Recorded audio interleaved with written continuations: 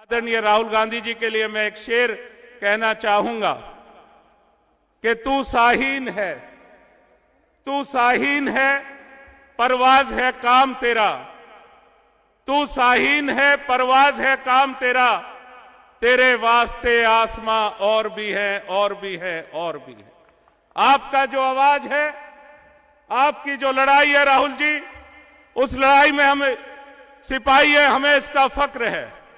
आज जब हम दिल्ली की सदर विधानसभा में यहां आपकी उपस्थिति में बात कर रहे हैं हमारे भाई बहनों से, मैं कहना चाहता हूं कि एक एक गली और सड़क और कूचे में सदर एक ऐतिहासिक जगह है, लेकिन सारी दिल्ली के ज्यादा बुरा हाल इस सदर विधानसभा में है, क्योंकि यहां के विधायक सो गए।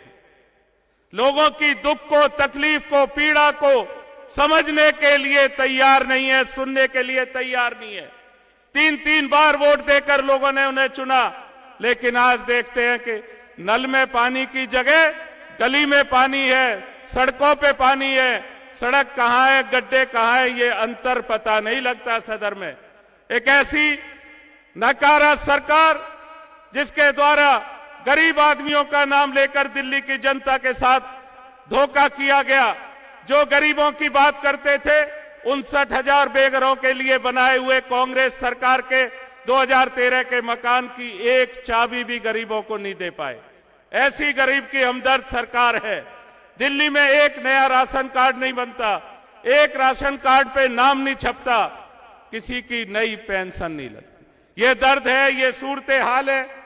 आदरणीय राहुल जी, आप देखेंगे, मैं तो दुष्यंत की कुछ पंक्तियां हैं, उसमें उस दर्द और पीड़ा को आपके समक्ष पेश कर रहा हूं, जो मेरे सदर के भाई बहन, जो हमारे दिल्ली के भाई बहन सह रहे हैं कि हो गई है पीड़ परवसी, हो गई है पीड़ परवसी। ये पीड़ा और दर्द जो है लोगों का, वो पर्वत जैसा हो गया है। हो गई है पीड़ परवसी, अब पिघलनी चाहिए इस हिमालय से, अब कोई नई गंगा निकलनी चाहिए। सिर्फ हंगामा खड़ा करना मेरा मकसद नहीं, सिर्फ हंगामा खड़ा करना मेरा मकसद नहीं। मेरी कोशिश है कि ये बदहाली की सूरत बदलनी चाहिए। आप सबका जो परेशानी और दर्द है, उसको समझते हुए, आपकी दिक्कत और परेशानी को सुनने के लिए, आपसे बात करने के लिए हमारे नेता आदरणीय राहुल जी आज यहां पधारे हैं। मैं उनके और आपके बीच में ज्यादा समय नहीं लेता, लेकिन जो हमें कहते थे ना, आज हमारे काम पर वो दिल्ली की जनता महसूस करती है कि सेवा अगर किसी ने की तो कांग्रेस के लोगों ने की। हमने ईमानदारी से सेवा की है। हमने विधायक रहते हुए जीवन में 1 रुपया रिश्वत भी खाई। हम कहना चाहते हैं इन लोगों से जिन्होंने दिल्ली को बार बार धोखा दिया और ईमानदार ईमानदार ईमानदार का सर्टिफिकेट बांट के 32 लोग इस दिल्ली में जेल चले गए। ऐसे सूरत हाल है। हम ये कहना चाहते हैं राहुल जी कि ये जनता कांग्रेस से और आपसे उम्मीद रखती है। ये देश की जनता की तरह दिल्ली की भी उम्मीद है यहाँ पे। और जब कांग्रेस के लिए हम कहते हैं कि ये जो लोग हैं, ये जो हमारे रहनुमा लोग हैं, ये हमें प्यार करने वाले लोग हैं, ये आपके भरोसे पर हमारे साथ खड़े हैं। ये भरोसा राहुल गांधी जी का है, ये भरोसा कांग्रेस पार्टी का है। उसके लिए जब कहा जाता है ना कि कौन कहता है कि आसमां में छेद नहीं होता, अरे एक पत्थर तो जरा तबीयत से उछालो यारो। इस बार बदलाव की हवा है, कांग्रेस की हवा है, आपकी हवा है। बदल दीजिए नकारा निकम्मे सरकार को और विधायकों को, और राहुल गांधी जी की गारंटी पे चुन दीजिए ईमानदार और सेवा करने वाले लोगों को। हमने जितनी सर झुकाकर आपसे वोट मांगी है, उससे ज्यादा सर झुकाकर आपकी सेवा करते हैं, और ऐसे ही करेंगे हमेशा, क्योंकि हमें सिखाया ही गया है। और जब डूबने लगता हूं, कांग्रेस के लिए और कहना चाहूंगा, जब डूबने लगता हूं तो सागर उछाल देता है। मैं मेरे नेता आदरणीय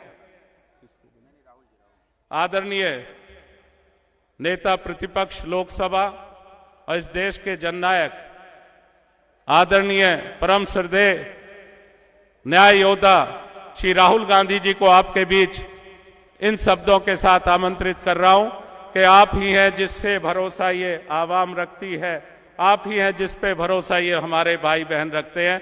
आदरणीय श्री राहुल गांधी जी से मैं विनम्र प्रार्थना करूंगा कि वो आए और अपना मार्गदर्शन और उद्बोधन हमें दें। आदरणीय श्री राहुल गांधी जी, जोरदार तालियों के साथ, जोरदार तालियों के साथ राहुल गांधी, राहुल गांधी, कांग्रेस पार्टी।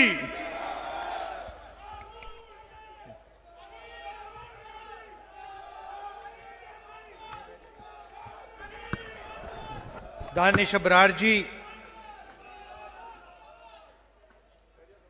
उदय भानु चिप जी, इरफान अंसारी जी, जावेद मिर्जा जी, रोहित चौधरी जी, हमारे कैंडिडेट अनिल भारद्वाज जी, स्टेज पे सीनियर नेता, हमारे प्यारे कार्यकर्ता भाइयों और बहनों, प्रेस के हमारे मित्रों, आप सबका यहां बहुत बहुत स्वागत, नमस्कार। कैसे हैं आप? मूड ठीक है?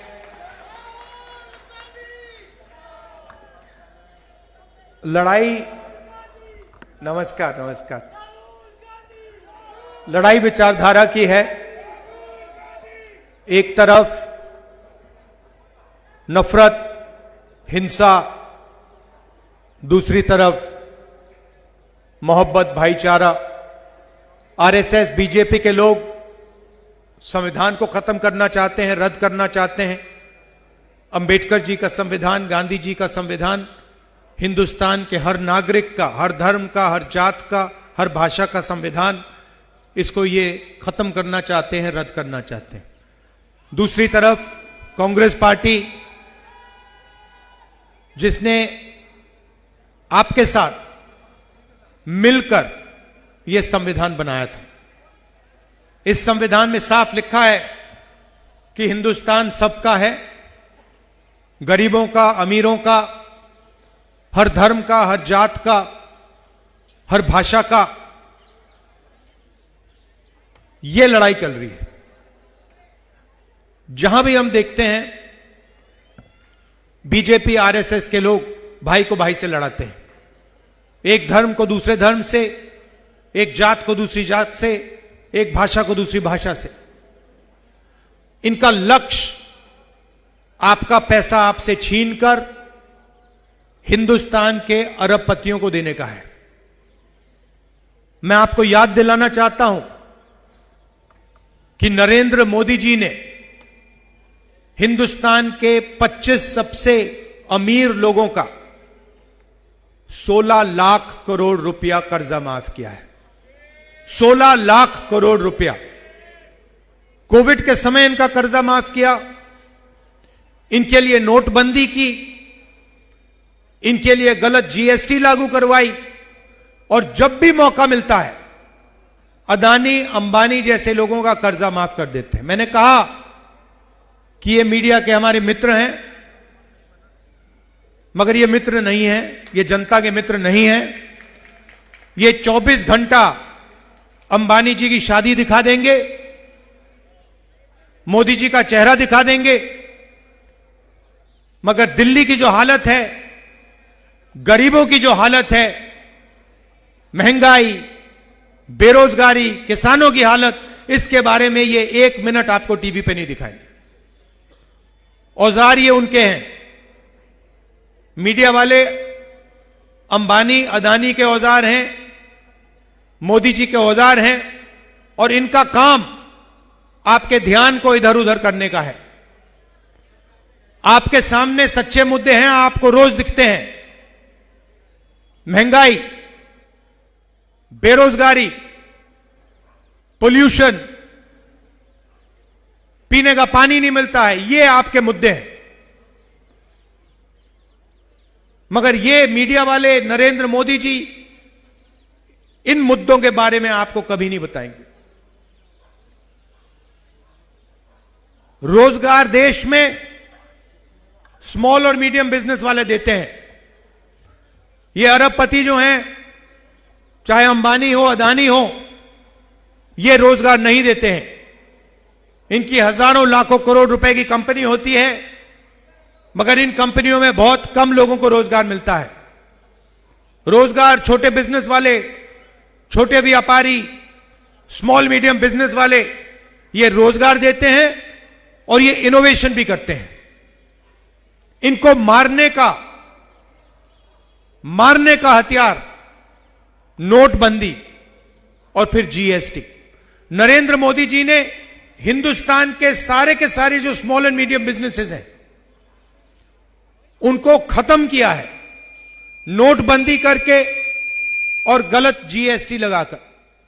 अलग अलग बैंड्स हैं, 5 अलग अलग बैंड्स हैं, अलग अलग टैक्स है। छोटा व्यापारी पर पूरा का पूरा जीएसटी का बोझ पड़ता है। अदानी अंबानी जी जितने भी उनको अकाउंटेंट्स चाहिए वो अकाउंटेंट्स ले आते हैं, जीएसटी से उनको नुकसान नहीं होता, छोटे व्यापारी खत्म होते हैं। और नतीजा क्या आया है?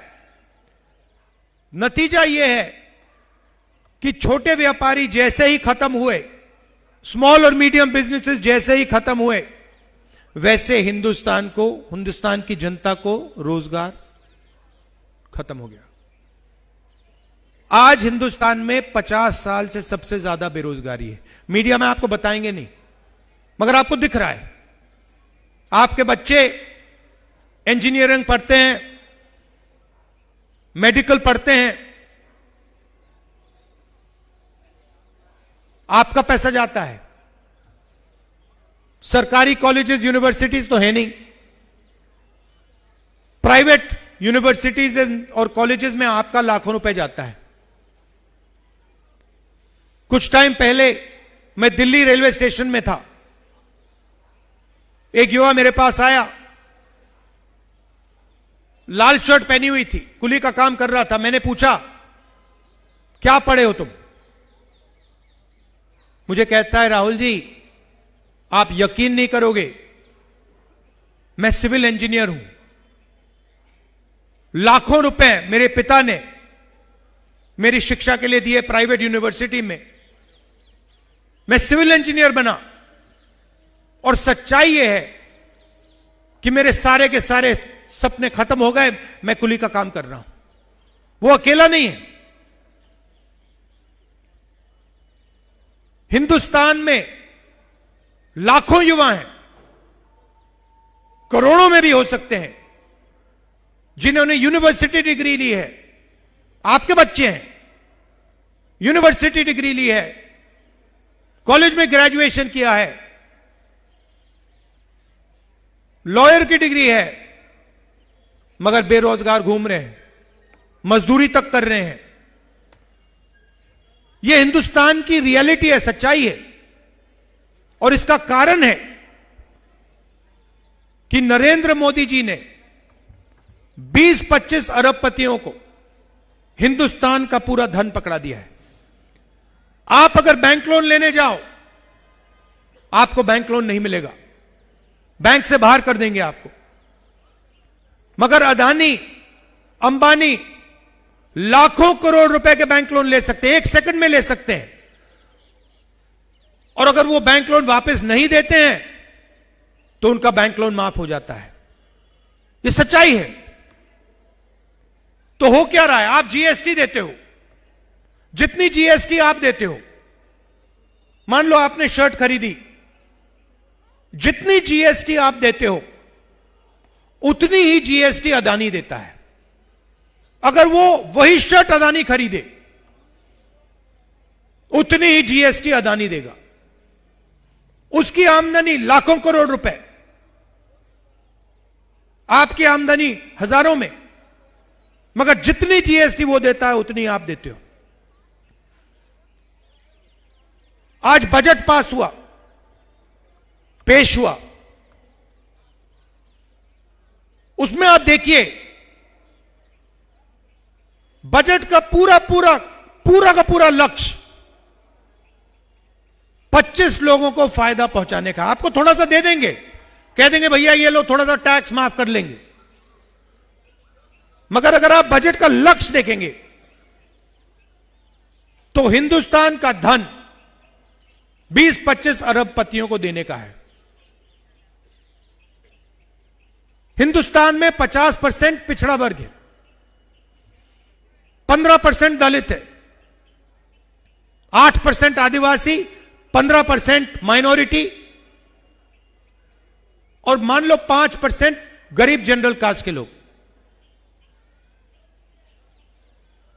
प्राइवेट अस्पतालों के मालिक देखो, प्राइवेट कॉलेजेस यूनिवर्सिटीज के मालिक देखो, बड़ी बड़ी कंपनियों के मालिक देखो, बड़े बड़े जजेस की लिस्ट निकालो और मुझे दिखा दो पिछड़े वर्ग के कौन हैं, दलित कौन है, आदिवासी माइनॉरिटीज के कौन है, गरीब जनरल कास्ट के कितने हैं। वही चुने हुए लोग हैं, उनके मित्र हैं, वो सब उनको मिलता रहता है।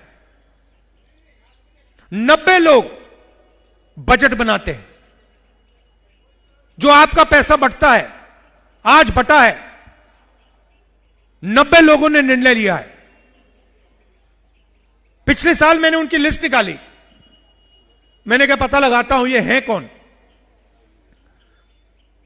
50% पिछड़े वर्ग की आबादी है, 90 में से 3 पिछड़े वर्ग के लोग हैं, अफसर हैं, छोटे छोटे डिपार्टमेंट पकड़ा रखे हैं। अगर बजट में 100 रुपए बटते हैं तो पिछड़े वर्ग के अफसर 5 रुपए का निर्णय लेते हैं। यहां पे मेरे दलित भाई बहन हैं, आपके बारे में बहुत बात होती है। आपके 90 में से 3 अफसर हैं, छोटे छोटे डिपार्टमेंट दे रखे हैं, पीछे बैठा रखा है। अगर कुछ उल्टा सीधा बोलते हैं, एसीआर में करियर खत्म करा जाता है। अगर 100 रुपए बजट में बटते हैं, दलितों की आबादी 15% है, अगर 100 रुपए बटते हैं तो 1 रुपये का निर्णय दलित अफसर लेते हैं।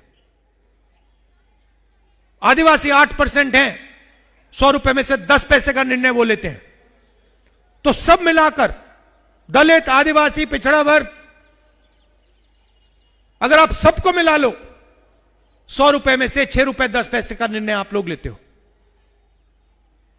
और पैसा आप दे रहे हो। जीएसटी दे कौन रहा है? गरीब जनरल कास्ट के लोग, पिछड़ा वर्ग, दलित, आदिवासी, माइनॉरिटी, यही तो दे रहे हैं। अदानी थोड़ी दे रहा है जीएसटी, अंबानी थोड़ी दे रहा है, आप लोग दे रहे हो। और फिर आप देखते हो कि भाई हमने जीएसटी दी, बजट में हमें पैसा नहीं मिला, बैंक से हम पैसा नहीं ले सकते, रोजगार नहीं मिलता, छोटे व्यापारियों को खत्म कर दिया। और फिर ध्यान भटकाने का काम शुरू हो जाता है। कभी अमिताभ बच्चन दिखाएंगे, डांस गाना दिखाएंगे, क्रिकेट दिखाएंगे।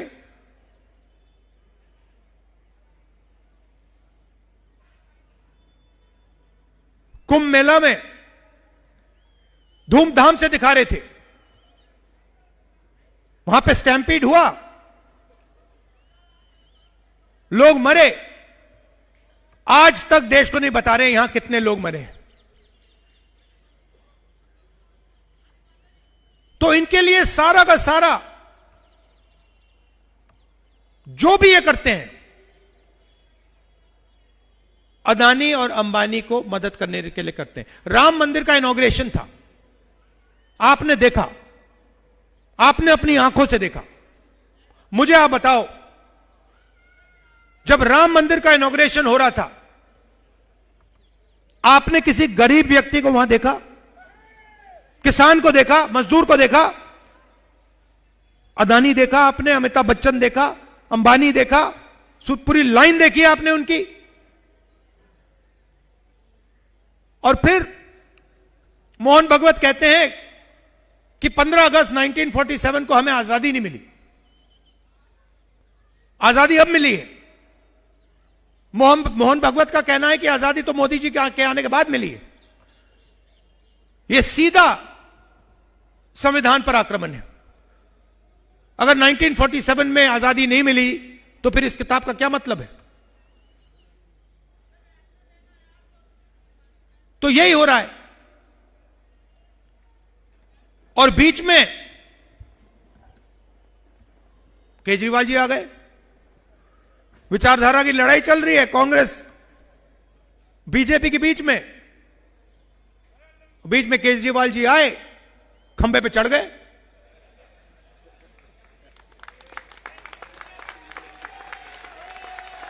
खंबे पे। अच्छा, वो अब दूसरी बात है कि भैया 5 साल पहले खंबे पे चढ़े थे, अब धड़ाक से ऊपर से नीचे गिर गए, वो अलग बात है। उन्होंने कहा था देखो मैं खंबे पे चढ़ता हूं, मैं नए तरीके की राजनीति लाऊंगा, मैं दिल्ली की राजनीति बदल दूंगा, भ्रष्टाचार मिटा दूंगा, यमुना को साफ कर दूंगा, पोल्यूशन हटा दूंगा, मोदी को माफ कर दूंगा। हुआ क्या? सबसे बड़ा भ्रष्टाचार, शराब का स्कैम किया सिसोदिया जी और केजरीवाल जी ने सबके सामने। करोड़ों रुपए इन्होंने आपसे चोरी किए हैं। नई राजनीति, वायदा था नई राजनीति का, आए और करोड़ों रुपए आपसे भ्रष्टाचार करके चोरी किया। 5 साल पहले कह रहे थे मैं यमुना जी में जाके नहाऊंगा, यमुना जी का पानी पीऊंगा। मैं तो उनसे कह रहा हूं भैया यमुना जी को छोड़ दो, दिल्ली का पानी पी के दिखा दो, बीमार हो जाओगे। कहा था छोटी छोटी गाड़ी में घूमते थे। कौन सी थी भैया वो? आल्टो क्या थी? वैगनार मैं भूल जाता हूं। वैगनार गाड़ी थी छोटी सी। वो वैगनार गाड़ी को लेकर सीधा शीश महल में घुस गया, अंदर दरवाजा बंद कर दिया पीछे से। करोड़ों रुपए का घर, सारी की सारी एमिनिटीज, ऑटोमेटिक दरवाजे, 70 लाख की गाड़ी। अच्छा ऐड किया आपने।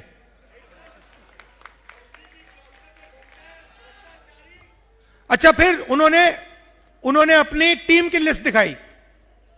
नाम पढ़ लेता हूं मैं। टीम केजरीवाल, ये देखो, ये है, देख रहे हो? ये टीम केजरीवाल देखो भैया। Team Kejriwal, number 1 Arvind Kejriwal, number 2 Manish Sisodia, number 3 Atishi Singh, number 4 Sanjay Singh, Satyendra Jain, Raghav Chadha, Sandeep Pathak, Saurabh Bhardwaj और अवध ओझा। इसमें भैया मुझे पिछड़े वर्ग का नेता दिखा दो, दलित नेता दिखा दो, मुसलमान नेता दिखा दो, कहां है? अच्छा, इन्होंने अच्छा काम किया। मैं पढ़ रहा था, अंबेडकर जी ने कहा था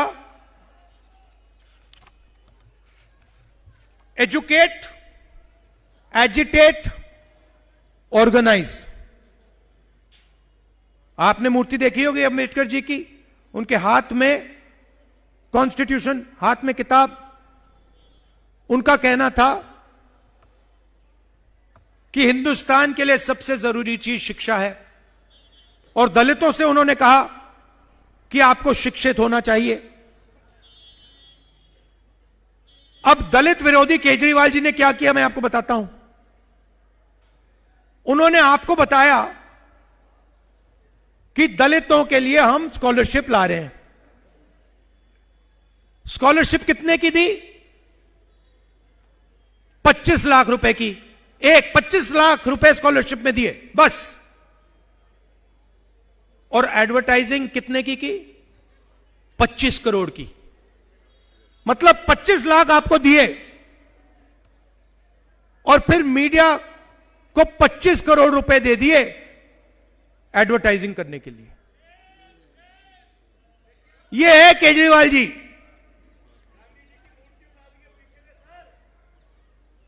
तो अब आप केजरीवाल जी को देखिए, मोदी जी को देखिए, जहां भी जाएंगे मोदी जी ने कहा था नोटबंदी के टाइम आंसू आंसू भाषण देते हुए मुझे चौराहे पे फांसी से लटका देना। कोविड के टाइम आपको कहते भैया थाली बजाओ, अच्छा आपने बजाई भी, अभी आप ताली बजा रहे हो, मगर उस टाइम आपने बजाई थाली, और आप थाली बजा रहे थे, कोविड फैल रहा था, अस्पताल जा रहे थे आप लोग। उसके बाद आप मोदी जी ने कहा मोमबत्ती जलाओ, मोबाइल फोन की लाइट ऑन करो, ठीक है, और फिर लाखों करोड़ रुपए वैक्सीन में, कर्जा माफी में अरबपतियों को पकड़ा दिया। ये झूठे वायदे करते रहते हैं 24 घंटा। एक ही चीज है, केजरीवाल जी कहेंगे भ्रष्टाचार मिटा दूंगा, यमुना को साफ कर दूंगा, मोदी जी कहेंगे भ्रष्टाचार मिटा दूंगा, गंगा को साफ कर दूंगा। एक ही चीज है, और काम करते हैं अरबपतियों के लिए। आप 20 साल के मेरे भाषण देख लो, 2004 से मैं राजनीति में हूं, मेरे 20 साल के आप भाषण देख लो, एक झूठा वायदा मुझे दिखा दो, एक। हमने कहा, कर्नाटक में कहा महिलाओं को फ्री में बस का टिकट मिलेगा, करा। कर्जा, किसानों का कर्जा माफ करा, मनरेगा करा, भोजन का अधिकार करा, आरटीआई करा। जो भी हम कहते हैं हम करके दिखाते हैं। मैं आपको कभी भी झूठ नहीं बोलने वाला हूं, क्योंकि मेरा आपके साथ 2 साल पुराना रिश्ता नहीं है, मेरा आपके साथ 20 साल भी नहीं है भैया। मेरे दादी, परदादा, पिताजी, इनका रिश्ता है आपके साथ। और मेरा ये बात समझिए, मेरा राजनीतिक रिश्ता नहीं है, मेरा मोहब्बत का रिश्ता है, प्यार का रिश्ता है आपसे।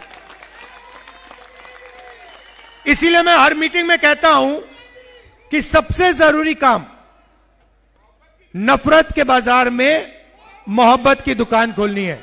अभी मैं आया, मुझे यहां लोगों ने कहा लव यू, और मैंने भी कहा लव यू ब्रदर। तो मेरा कहना है खुशी से राजनीति हो सकती है। यह मोहब्बत का देश है, यह नफरत का देश नहीं है। नफरत से नुकसान होता है, नफरत से प्रगति नहीं होती है, नफरत से बेरोजगारी बढ़ती है। तो इसीलिए हमारी विचारधारा की लड़ाई है, मोहब्बत की दुकान का काम हम करते हैं, करते रहेंगे, और जहां भी ये नफरत फैलाएंगे वहां आपको राहुल गांधी और कांग्रेस पार्टी दिखेगी, मोहब्बत की दुकान खोलेंगे। मैं हमारे जो यहां पे जब दिल्ली में दंगा हुआ था, हिंसा हुई थी, मैं आपसे पूछना चाहता हूं, जब आपको जरूरत थी, जब आपके साथ हिंसा की जा रही थी, केजरीवाल जी आए थे? राहुल गांधी आया था? बस ये बात याद रखिए। हम 4000 किलोमीटर देश में नफरत को मिटाने के लिए, भाईचारे के लिए, कॉन्स्टिट्यूशन के लिए, संविधान के लिए हम कन्याकुमारी से कश्मीर चले हैं, 4000 किलोमीटर चले हैं, क्योंकि हम इस देश से मोहब्बत करते हैं, इस देश की जनता से मोहब्बत करते हैं, और हम कॉन्स्टिट्यूशन, संविधान की रक्षा करते हैं। आप सब आए, शाम का समय है, मैं आप सबका दिल से धन्यवाद करना चाहता हूं। यहां हमारे प्रत्याशी हैं, इनको भारी बहुमत से जिताइए। नमस्कार, जय हिंद, धन्यवाद।